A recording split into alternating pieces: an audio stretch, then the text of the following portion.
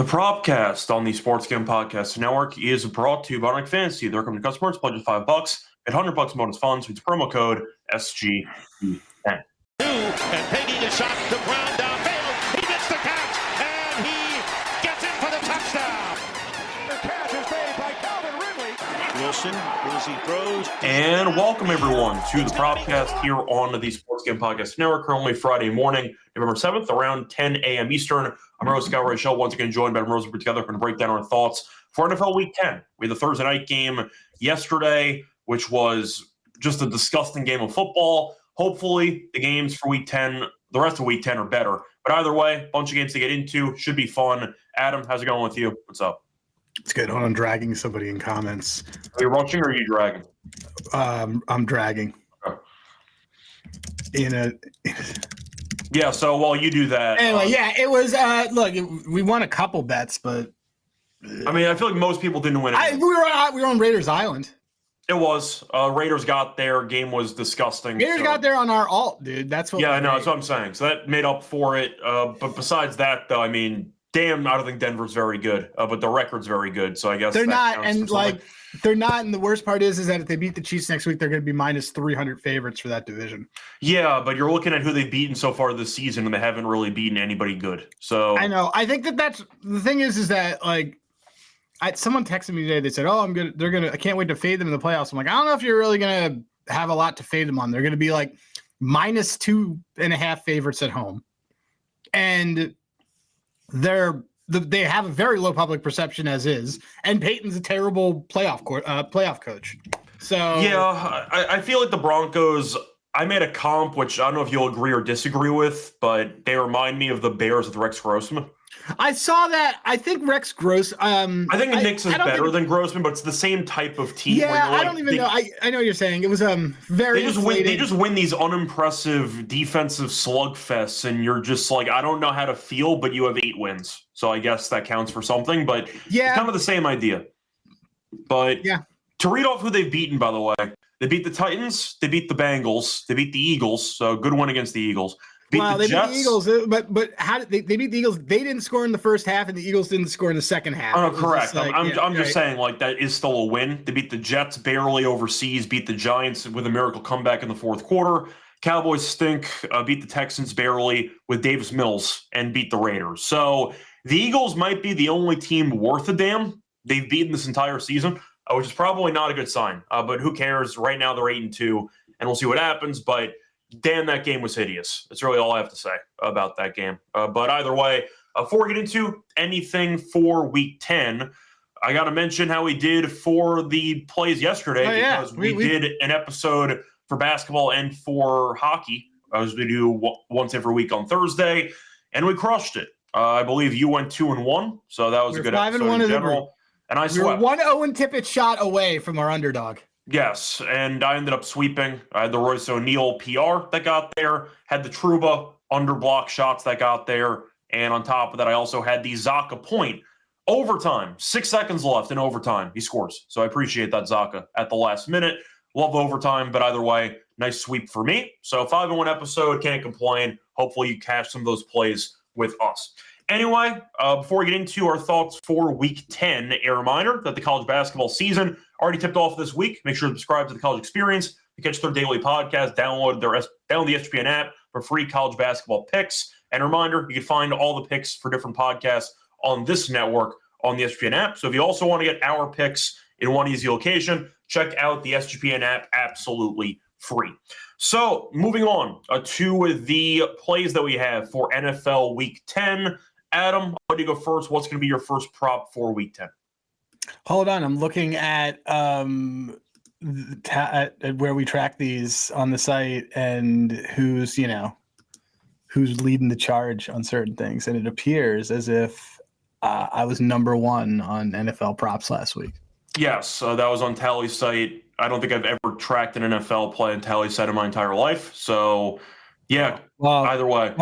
How do you tally tout if you aren't able to do that? Like, come on. I feel like our results speak for themselves if you watch the show. So we're not making up results here. But I remember I initially had an issue with that platform because they didn't grade props.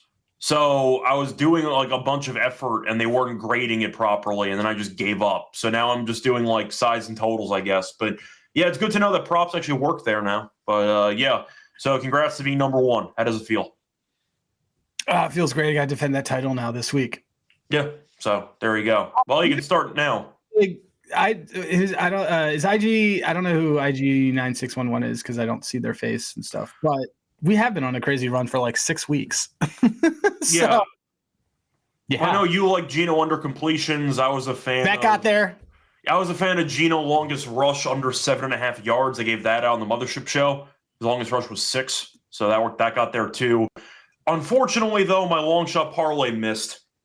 I had Geno interception with Broncos defensive special teams touchdown with the under in the game at 21-1. And somehow they blocked the punt within the 5-yard line, and the ball did not go into the end zone, which is pretty rare in general. But yeah, they had a pick six that interception that got tackled back on the return, and you ended up seeing a blocked punt, which somehow bounced forward, and they got tackled to like the 10-yard line. So I was close to hitting a serious bomb there, but either way, once again, we did well with Geno. So hopefully he keeps cashing for us moving forward. Anyway, are you ready for your first prop? Yeah, I was just looking at a couple things because I can see if someone has gotten to practice yet. But we can kick things off. Cool. Let me just see. What do I have here? I have a couple things that I want to dive into. Okay.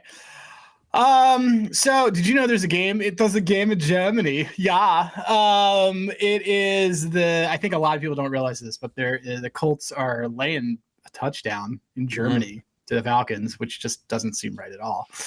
And I'm going to take a guy that I like to maybe have a late run. I'd like him to have a late run. I don't know what's going to happen for Offensive Player of the Year, but that is Bijan Robinson. I'm actually taking him under 16.5 rush attempts. And minus 106. He's under so the Colts have a top rushing defense, and he is under in 3 of 4 over the last 2 seasons, 3 or 4 of against those kind of matchups. Colts have they give up the lowest yards per carry since week 3. And so I don't really see this as a thing where they're going to keep running Bijan. They'll probably use him a lot in the passing game, which Colts are not very good at defending. He's under in 3 straight, and he's under in 4 of 6. So give me Bijan, who I know that they can use in multiple ways. I also think that you'll see Penix throw the ball a bit, because if you are acquiring Sauce Gardner, it means that you aren't a huge fan of what you existingly have on your passing defense. So I expect them to kind of take advantage of that. So Bijan under 16.5 rush attempts. And for the reference, they also did give up a decent amount of draft capital to get Sauce, so they clearly did not like their secondary at all. But honestly, I respect the move in general. You had any thoughts on the trade? I mean, I thought we talked about. I think we talked about. I can't remember what we talked about yesterday. Oh, I don't think we talked about it on air. I think we talked about it off air. I mean, the problem with the Jets is that I think it's a great deal. I think it's a solid for the Colts, because the Colts clearly are like, yeah, this is our window, and we're gonna have these guys. And I guess that the takeaway I have from that is that Daniel Jones is their guy also, because like you aren't acquiring guys that are on like 4 and 5 year contracts if you still need a quarterback. And so that's my takeaway. And then for the Jets, it's sort of like, I agree with the move, because you're not one player away clearly on these things, but man, you keep getting these top couple picks that are solid players, and you even got to points where you're extending them. And it's just sort of like, what are you team building here? Yeah. For me, I broke it down kind of as a win-win trade for me, because the Jets, at the end of the day, with the current core they have, I know we're going to segue, but it was a pretty big trade in general. I thought it was a win-win. The Jets, look, I think Quinn Williams is very solid. I think Sauce Gardner is very good. I think Gardner's expectations from rookie season onward, he's not really lived up to, because he was having an all-time great corner season in his rookie year. He's good. Like, I think he's a very solid player. Do I think that he is Darrelle Revis? No, obviously, because nobody's Darrelle Revis. But the point is, the Jets weren't going anywhere anyway. So they said, you know what? Why not? We just paid him a lot of money. We extended him, and we're not going to be competitive with him in the immediate future anyway. So why bother? So I understand why the Jets did it. 2 first-round picks is a good deal as well, even if they're in the back end of the first round. As for the Colts, look, you're in win-now territory. you play in the worst division in the entire league. So you're looking at a good opportunity to be a consistent division winner. Daniel Jones, we'll see if he is the guy moving forward. It kind of reminds me of the Vikings with Darnold last year. We thought it was a guaranteed be there, and then he sucked in the playoffs and they moved on. So we'll see what happens, but the point is, I like what the Colts did too. They got aggressive. Their picks are going to be in the back end of the first round anyway. Their division stinks, so if they think they can get a monopoly on the division, then you go for it, just simply put. But I kind of thought it was a win-win. You could argue that they maybe overpaid a bit for Sauce, but if they think that the AFC is weak and they think they can actually pull it's hard this to off, find cornerbacks, man. Like, you can't say that Sauce stinks. See, it's hard to, like, it's really, like, the Eagles just redid all of their cornerbacks because they were like, it's hard to find competent cornerbacks. That's what I'm saying. By the way, I think Sauce is good. Yeah. I see Sean in the comments, the Bijan Rob, that no Brenton Buckner is concerns that Atlanta might be able to run more. I mean, they're going to run either way. They like to use both those guys. It's 17 is pretty high. I think it's just more about the dynamics of the fact that the weaknesses on the Colts are on the passing and pass, especially with like running backs that have been able to do that. So I'm fine with it.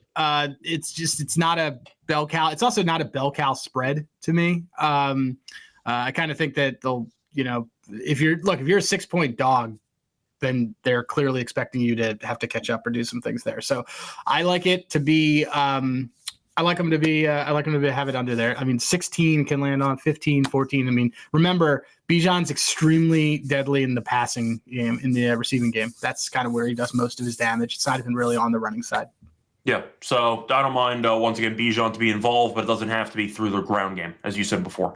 So moving on to my first play, I'm actually going to be recycling some plays I've taken in the past because they've been winning, so I'm going to keep taking them.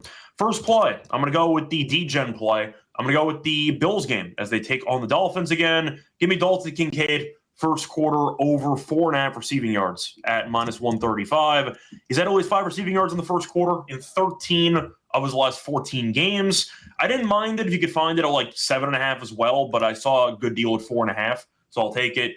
Dolphins are allowing the 5th most receiving yards per game to opposing tight ends, and on top of that, earlier this season, when I took this play in the exact matchup against the Dolphins, he had 41 receiving yards in the first quarter in the first meeting of the season against this team. Dolphins, though, can't cover tight ends. 4.5 yards is nothing. Kincaid had 100-plus yards against the Chiefs last week. We know he's a big piece of this offense, but the receiving core in general, not that great. I think Kincaid's going to be involved. 4.5 yards in the first quarter is nothing. They try to get him involved a lot early. Gone over this in 13 of the last 14 games, including last season. Give me Kincaid, first quarter over 4.5 receiving yards, -135. Yeah, I like both tight ends in this game. I looked at Kincaid. I looked at Kincaid. I also looked at Knox because Knox has still been part of that. I know Kincaid was out for a bit. I think maybe later we can figure out a way. Maybe we play them both. For that Dolphins team can't cover a tight end to save their lives. No, they can't. I'm still figuring out how I think that game's going to go. It's a divisional game with an extremely long divisional home dog with by the way, a coach that was given a vote of confidence. So it's not like there's a weird thing going on there. And it's a natural letdown spot off the Chiefs game. That's not to say I don't like this play. It's more of how I'm thinking about how the game script goes. But I think that I like the play. I like that play a lot. You're mentioning game script. That's also why I'm targeting the first quarter, because I think that it's good. It might be snowing, by the way, on Sunday, so keep an eye out for the weather. It's supposed to be pretty rough. In Miami? No, I thought they were in Buffalo. Are they? I thought they were in Miami. I thought they were in Buffalo. No, sorry, you're right. They're in Miami. My bad. Okay. Sorry. Yeah. Well, if it's snowing in Miami, we got other things going on. Yeah, my bad. I thought they were playing in Buffalo for some reason. No. Either way, I know. Look, Kincaid's his guy. Like, it's even better for me because I was worried about bad weather. Do you like it for the people that don't have a quarter prop? Would you take his over receptions or would you take his game receiving yards? I think after the first game, I'd probably just take the yards. Okay. I mean, you're looking at what he did against the Dolphins in the first meeting of the season. They couldn't cover him. I mean, he had 100+ against the Chiefs. The receivers do you know what Knox's snap count was in that game? That I can check. So let me just quickly pull that up. Yeah. So the snap count for the last game, Kincaid didn't play many snaps. Kincaid only played 35%. This is the second game back. That Knox played 48. So Kincaid had 101 yards on 35% snap share, which is just bonkers. Yeah. So I expect him to move up in that category, but He loves either way. So it's mostly a matchup thing, but thank you for pointing out they're playing in Miami because I know the weather in Buffalo is not supposed to be good this weekend. So either way, Dolphins can't cover him. 4.5 yards is nothing. So give me Kincaid over first quarter receiving yards is my first play for the show. Moving on to your second play. What do you like? Second play. All right. So do you know who Lamar Jackson loves to play against? Lamar Jackson has some serious. I'm going to guess. Is it Brian Flores? Is that where you're going with this? No. I mean, I was just going to say against the NFC. You went way too deep. That works too. Okay. I thought you meant like individual team wise, but yes, he does own the NFC. 24-5. Yeah. 24-5. Didn't it used to be like 24-1, and the only like loss was the Giants? Wasn't that a thing for a couple of years? I don't know, maybe, but I think so. I think I think they fucked this team up. Anyways, 24-5 in his career. Yeah, he was 21 a year ago. He was 21-1. But I'm going to take Lamar Jackson over 225 passing yards, minus 104. He's averaging 266 against NFC teams the last two seasons. He had 288 against Detroit in September. Last three QBs against the Vikings have gone over this number. Hurts threw for 300. So, and both AJ Brown and Devontae had like 100 and whatever. Like they like you can throw on this team, and after the masterclass that they had last week, it's also the stuff that they threw against Goff is not going to work against Lamar because Goff he can run. Yeah, and Goff is he's a long quarterback. No. Use your term. I like when you say statue. You don't need to use a Colby term. I thought you were trying to plug in a Colby term there. Yes, I always say statue. Same thing. We should do shout out to the TCE guys who, by the way, the fact that like Mac and Colby that they do that show every night. Props, because I could not. There's a running joke, by the way, that I will be up at like 3 or 4 in the morning, and I will log into the tennis podcast on whatever, and I just dive into their live stream comments because I'm up. So I just they just show up and go, "What's up, guys? How's it going?" Yeah, like the 3 a.m. graveyard shift. I just say what's up. It really is. But we should do a Colby bingo where you name like an FCS quarterback. Anyway, that works. Lamar over 225 passing yards. I think this is. I know everyone's on him for the rushing stuff, but I do really like this as a Lamar passing game. Let me see if there's any other fun stats I can throw at everybody on this. I just think it's a monster game. Like I'm going to alt this and do some things with that. If I can get in touch with Ryan Monica Kramer, I will probably have him put this in as a pleaser for me. But so look, again, the last time Lamar went over this was against an NFC team. It was Detroit. It was in September. I think he's got his wheels back and everything. So I think we're getting a big Lamar game. Yeah. Also worth pointing out that Lamar passing yards wise was not very good last game, but that's based on how badly they were beating Miami. He had 4 touchdowns. They ran the ball basically the entire fourth quarter. Nobody cared. So he could have easily have gotten more passing yards if they wanted to. Also worth mentioning for the sake of this game, since it's starting to get cold outside, I will point out this game is in a dome. So you don't have to worry about weather at all. So definitely good conditions for Lamar to potentially torch what I think has been a pretty underwhelming pass defense so far this season. Anyway, before we get into my second prop for the show, reminder that we're brought to you by our sponsor, MyBookie.ag. Who's Bookie? MyBookie. So using to bet on football, basketball, hockey, you have college football, college basketball, tennis. They have a prop builder, second to none. And you can also use crypto for funding your account of getting nice payouts. And a reminder, when you head to MyBookie.ag, use code SGPN for a special 100% back bonus, $500 for customers. Look at the G promo code SGPN. We're also brought to you by Novig, the number one prediction market for sports in America. Get some great prices when you go to Novig because they have a lot of reduced juice options available in 30 states. It's on the app when you do so. $50 to spend just $5 if so promo code SGPN and then actually a Novig promo code SGPN. Welcome back, everyone, to the Propcast. Finished going through our first call props for Week 10. Time to move on into my second prop for the show. I'm going to stay in that same game between the Ravens and the Vikings. You think the Ravens kill them? I kind of agree, so I'm going to go with a similar script, but I'm going to go with the other quarterback in this game. Took it last week and ended up winning. Give me J.J. McCarthy, interception at -104. Shout out to Novik. Most books have around -114. Novik at -104. I'll take it. McCarthy's played 3 games this season. He has at least 1 pick in every game. You're looking at the Ravens recently defensively. They've been playing better. They did shut down Caleb Williams and they shut down Tua. They've had at least 1 pick in 2 straight games. So the Ravens pass defense overall this season has not been good at all, but they have played better over the last couple weeks. McCarthy, though, interception in every game. And the fact is he was very good early against the Lions last week. The offense kind of shut down in that second half, and nobody really talked about it. The completion percentage wasn't that great. He ended up having a rushing touchdown as well. It was a nice win for Minnesota. I'm not going to ignore that, but he still threw a pick. He's added 1 in every game, and we think the Ravens might kill him, which might result in a good game script for more pass attempts for McCarthy. So I think the price is too cheap, simply put, for a guy that has a pick in every game. Give me the McCarthy interception at -104. Thoughts? You left out the most important part. He stinks? Bingo. Yeah.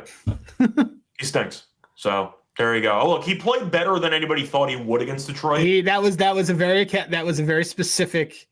They knew exactly what they needed to do in that game. They got the jump on them, which they did, and that was how they were going to do it. It was mostly they used Aaron Jones. They used Aaron Jones into the ground on that game because that was perfectly executed game that was circled. Yeah, I was going to say, though, I thought that they mainly won the game because Goff had no time in the pocket, and they did a great job of pressuring him the entire game. But, you think that McCarthy played a good game because you watched him early, and you're like, wow, the Vikings actually scoring some points. Then you look up at McCarthy's stats. Tell me if you like these stats or not. So he had 3 overall touchdowns. That's a good start. 14 for 25 for 143 yards, 3 total touchdowns, 1 pick. And he got sacked 5 times. He didn't play well. People think he did because they won the game. He was not very good, which has been a common theme so far in his career. The Ravens might send some pressure. Do you know how many times McCarthy's been sacked in the first 3 games of his career? 14. Yeah, I don't think he was. They won the game, but he was not nearly as good as people think he was. That's all I'm saying. So I don't think he was bad. I don't think he was really good. I think he was fine, but he had a very vanilla. He wasn't asked to. He did all right. He did better. He looked better than the other times, but also they'd been kind of prepping for. If this felt like a game they'd been prepping for a very long time.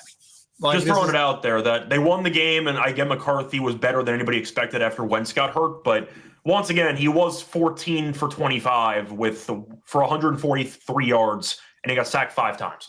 I still don't think he's very good. So I'm going to keep fading him. -104 with a pick at least in every game.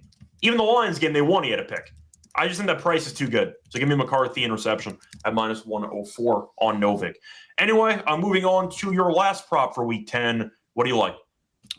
My last one for Week 10. All right, we're gonna go to this Pittsburgh game that we got Sunday night. I don't usually do this to go. Actually, no, we're not gonna go to the Sunday night game because we do those separately and we throw this out on Twitter. But just so you guys know, it'll be Quentin Johnston longest over. We're actually gonna go to a gross game with Cleveland and the Jets. The Jets traded everybody away. Apparently, Quinnen Williams' last straw was Aaron Rodgers not being quarterback. Yeah, apparently. Anyway, we're going with Breece Hall under 64.5. Actually, I would basement that. We could. Ooh. That's a nice one. Okay. Okay, I think we may basement this. People ladder. Yeah. I think. I know what we're talking about. All right. We're gonna slide it. Yeah, but what do you want to call it? A basement or a slide? The basement's fine. I'm just trying to think of something that moves downward that you're referring to, and I feel like a slide is pretty solid for that, isn't it? Okay, fine. We're going to slide this one. We're going to do a Breece Hall under 64.5 rush yards, under against top defenses, which Cleveland is. Top 2 seasons, he's only gone over number once in 11 tries. The last 2 running backs to go over this were Achane and Trayvon Henderson. And Henderson had a 27-yard run, and Achane had a 46-yard run. Other than that, every running back sails under this. It's a really great fade spot after he had 100+ too. I took the base at 60. This is great. We got you. I love this. I'm excited for this one, Scott. I am very excited about this one. Yeah, you also have to mention that Breece Hall doesn't want to be there. They ended up keeping him after the deadline anyway, so I am kind of wondering if the script goes badly, and potentially we'll see if Hall stays healthy too, because he's had some injury issues. But yeah, once again, Cleveland's run defense has been solid. Total's 38.5. Like, this game should just be disgusting. So you might have to sweat out a decent amount of carries. That could potentially happen if this turns into an ugly, ugly game. But if he ends up averaging like 3 yards a carry, that wouldn't shock me either. So might be a bit of a sweat, but I do think that it has value at that current number. So yeah, let me look up some alt unders that we can do on this. We'll keep going with yours, and I'll find stuff so we can turn this into a slide. Yeah, that works. So for my last play on the show, I'm going to go back to our guy, Fast Eddie. Give me Eddie Pinheiro. Give me the over 1.5 field goals. It's minus 110. Like, there are some kickers that we loved a lot, like Fairbairn, for example. Aubrey's unbettable at this point, where the sports books just juice the props up for field goals, so much so that we can't really take him anymore. Yeah, Fast Eddie's back to minus 110, so thanks. I appreciate it. Eddie's had at least 2 field goals in 7 of the last 8 games. The Rams are allowing the 10th most field goals per game in the league, allowing 1.9. And they faced off, a reminder, in that crazy Thursday night game where the entire Niners team was injured, and they won anyway. Pinheiro made 4 field goals in that game. So I do like the, I'd say, consistent passiveness from Shanahan, who just settles for a ton of field goals in the red zone. Is kind of his thing. But Pinheiro, 1.5 field goals, minus 110. When he's gone over in 7 of the last 8, he had 4 in the first game against the Rams. I love the price. I mean, Eddie was your guy first. Minus 110 is just a great price for a guy that's lagging. Well, because we're off a game where he didn't have any, right? No, he had 2. He had 2 against the Giants last game. So I think Eddie, once again, can get there in a couple of ways, but Shanahan's red zone offense can still be very underwhelming at times. So I'll go for the Pinheiro field goals here at 1.5 minus 110. Did you find what you were looking for? No, they don't have it up yet, but we should definitely do this. Yeah, that's fine. Now, I'm going to ask, do you prefer the overall yards or do you prefer the longest under? For Eddie Pinheiro, I love this. No, for Brees. No. I just want to keep going down. Okay. Like, just keep going down. I wasn't sure with this total being 38 or so, the weather might not be great in New York. Yeah, man, let's have fun. No, let's have fun. It's fine. I just wasn't sure if you were a bit concerned with how low this number is, that the Jets might just hand the ball to Brees 20 times and we're just sweating out 3 yards a carry, basically. I wasn't sure if you wanted to go with the longest instead, but I was going to ask you about it. We'll see. It might not even be an option, so I have to find another ladder on the fly. Just throwing out ideas. We'll find another ladder on the fly. It'll be fun. There you go.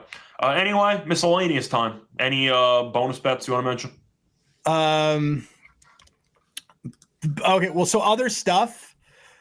I like Quentin Johnston over 20 longest.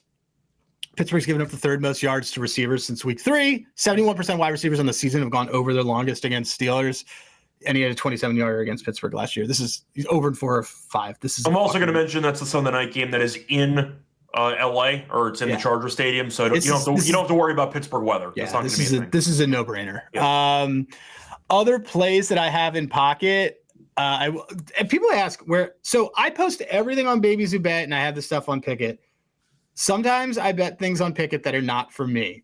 If you see something that is extremely degenerate, generally like a parlay of 2 touchdowns and a team to win by 17, it's probably Sean Green's. It's probably not. Yeah, RIP to Lafayette money line, right? That was fun though. They were in it. They lost. They were. Yeah, I know. I just remember that was one of the plays. I was like, don't tell this. This is. That was so. I do mystery parlays for you. That I did a mystery money line for him. Yeah. Things that I do like though. I mean, we could get to the latter portion. I kind of want to. Well, I'm trying to. Well, it's your call. I don't know if you had anything else you wanted to mention before the ladder. No. I some stuff for Monday, but no, there's not a ton that's jumped out at me. I really liked your, Knox almost made the list. Okay, I mean, that's fine. We can have a live discussion about if we're going to ladder him or something, but yeah, keep going. Well, I was asking you because we're in the bonus bets. No, I don't have any bonus plays. Oh, okay. We can move to ladders. That's fine. Yeah. So as for ladders, we can talk about it now. I mean, Knox right now is one of the candidates. We did mention maybe just doing a slide on Breece Hall, so that could be an option as well. I don't see them up, so that's why we can't do it. No, I'm saying just in general for the audience, because let me give you a couple options, okay, and we can do this live. As for the slide, once again, it's a matter of if people are listening to this after that gets posted, check out some Breece Hall fades. That's the point I'm making. All right. So, okay, do we both agree that we'd rather do a ladder with receiving yards than rushing yards, or no? It depends on matchup, but I'd say mainly yes. Okay. So here's some options for you. Go. Do you want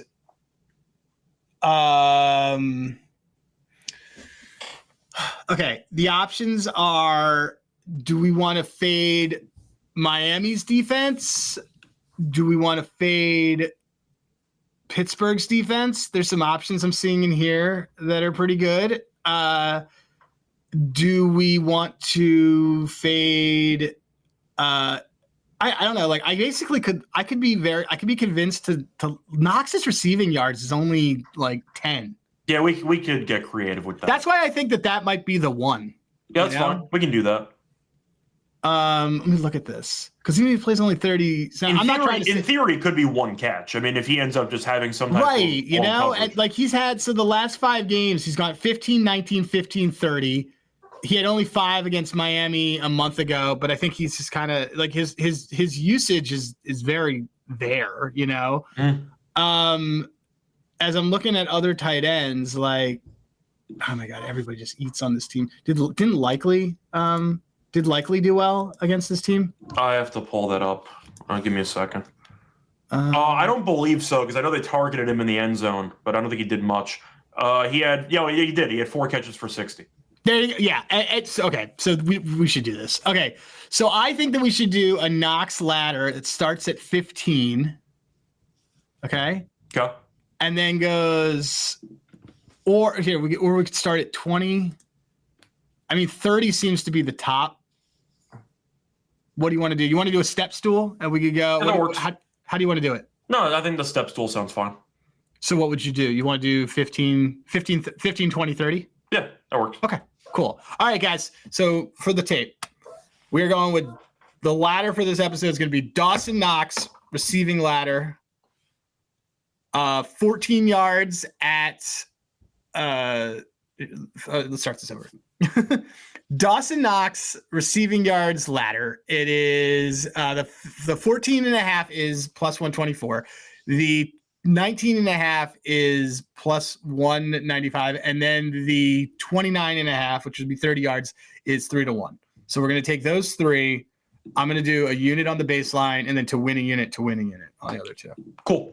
All right, anyway, that's going to wrap it up for the bonus bets. Time to go into our lock and our best bets and the target entry. Before we get into those 2 segments, a reminder that we brought to by our sponsor, Underdog Fantasy. Check out Fantasy Pick'em entry, chance to win 5,000 times your entry. You can use different sports, mix and match, do whatever you want. A reminder, no offer for customers. Play just $5, get $100 in bonus funds. Use promo code SGPN. We're also brought to you by Rhythm. So the cross to college football, the NFL, they added the NBA. They also have college basketball. If you want some model picks there. Giving away cash prize every week just for tracking your bets in the app. Track 5 bets for a model that you build, and you can win $1K.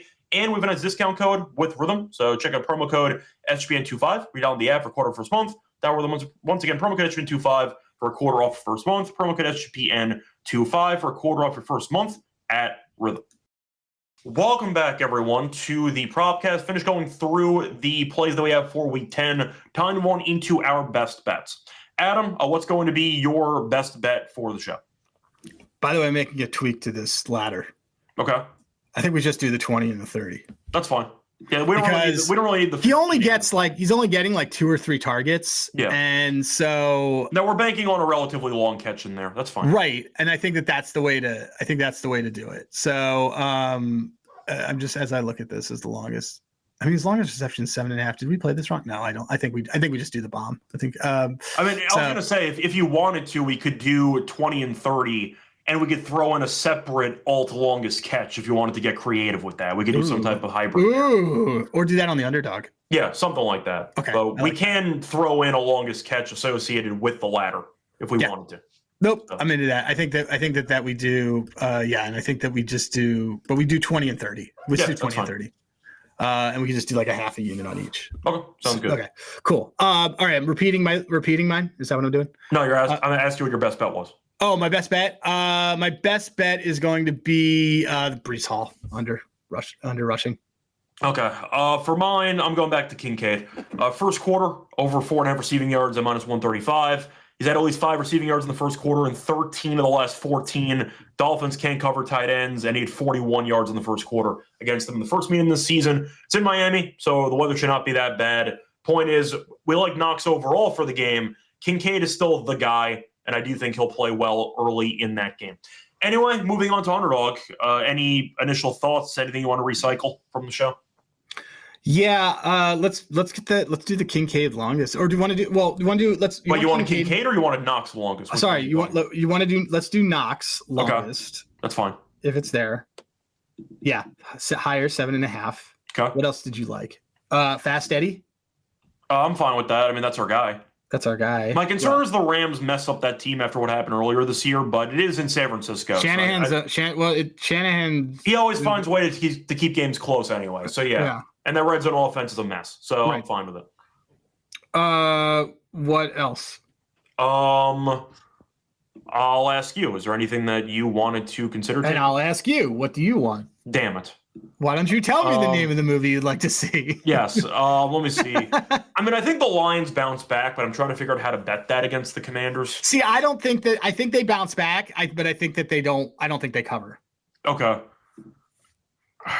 Because I mean, that Commanders secondary is so. So you want to do James? Well, do you want to do James Williams? I thought about either Williams or maybe Amon-Ra touchdown or something because that secondary is a mess. Right. I mean, Darnold have 4 touchdowns against them? I think Jameson Williams. Do you want to do Jameson Williams TD? That's fine. If you want to get bold here, that's fine. I mean, that secondary is terrible. That secondary is awful. You say bold, but it's not. It doesn't make our thing that high, but it's still good. So he had a touchdown last week, so fair enough. Right, and this is a good matchup for that. Yeah.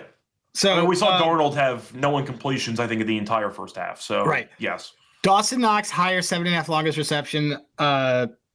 James Williams higher 0.5 rushing or receiving TD, so to get a TD. Mm-hmm. And Eddie Pinheiro, Fast Eddie, future friend of the program, higher 1.5 field goals made. And you have the payout on that? Allegedly 6.7. Well, it's 6.78. It's 50 to allegedly win $339. There you go. All right. Anyway, that's going to wrap it up for the show. For Week 10, a reminder, we're going to be back once again on Monday to get into the Monday night games. So check out that episode too. And a reminder, every Thursday, saw a couple questions about the schedule we have for this program. So we do Mondays for Monday Night Football, Thursday for NBA, NHL, and then we also do Friday morning for the upcoming NFL Sunday. Anyway, that's going to wrap it up for the show, and we're back once again on Monday. Find me on Twitter at Radio, find him on Twitter at Rosenberg. Till next time, good luck to all of you and all of your bets. Bye, everyone.